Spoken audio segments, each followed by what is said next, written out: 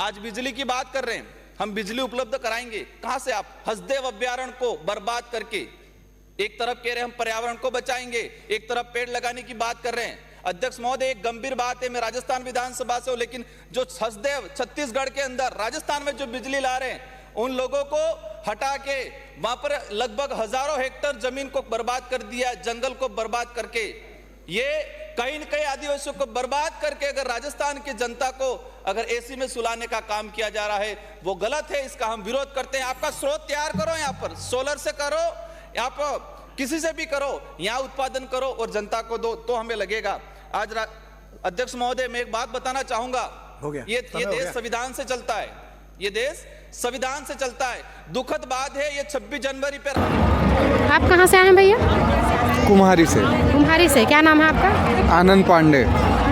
कथा सुनने में कितना आनंद मिलता है? बहुत आनंद मिलता है, हम लोग तो घर से सुनते हैं रोज। अभी कुछ दिन पहले अयोध्या में राम जी का प्राण प्रतिष्ठा हुआ है ना? लेकिन यहाँ जो छत्तीसगढ़ में है, छत्तीसगढ़ में जो जंगल है जहाँ राम जी रहे हैं हसदेव, उनकी कटाई अभी तेजी से हो रही है। उसके लिए कोई विरोध नहीं कर रहा है, कोई उंगली नहीं उठ रहा है, उसमें क्या कहना है आपका? अब कहना सरकार का, देखिए स्कीम रहता है, कुछ नुकसान है तो कुछ वहाँ के लोकल जनता को लाभ मिलता है।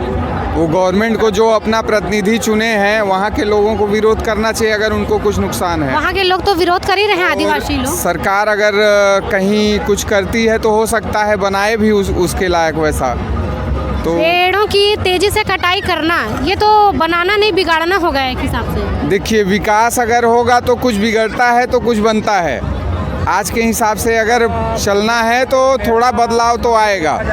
अगर सरकार चुनते हैं, उनसे विकास चाहते हैं, रोजगार चाहते हैं, तो रोजगार के लिए कुछ न कुछ तो सरकार करेगी। पर कहीं ना कहीं वहाँ के जो जीव जंतु हैं, वहाँ के जो लोग हैं, वो लोग तो बेघर हो रहे हैं। अब देखा जाए, सरकार भी बोलती है अभ्यारण्य वगैरह में जानवरों को छोड़ा जाएगा, उसको बैरिकेटिंग और सब व्यवस्था की जाएगी। अब अगर वो सब व्यवस्था करते हैं तो उन लोगों का रख रखाव सारी चीज़ें होंगी। वो तो जिसको प्रतिनिधि को चुने हैं तो उनके हाथ में पावर है, वो लोग करेंगे।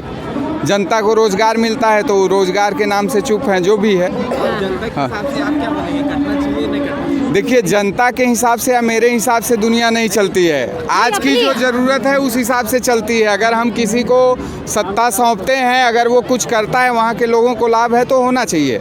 और जानवरों को भी उसके लिए अभ्यारण्य वगैरह हैं, वो लोग करते हैं। मीडिया या जो भी है एक तरफा बात करती है। दोनों चीज़ें अगर देखोगे तो कहीं न कहीं नुकसान तो है। हमारे घर के सामने से रोड जाएगा तो घर से विस्थापित किया जाता है, तो वो रोड से लाखों लोग फ़ायदा है। तो मैं अगर विरोध करूँगा तो मेरा देखोगे तो रोड ही नहीं बनना चाहिए।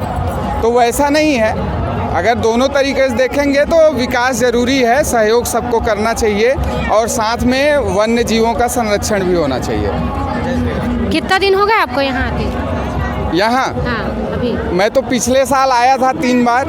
इस साल आज पहली बार आया हूँ। भीड़ ज़्यादा हो रही तो इसलिए नहीं आ रहा था। आज भी कोशिश किया आगे जाने की, नहीं हुआ तो अभी यहीं बैठे हैं। महाराज जी के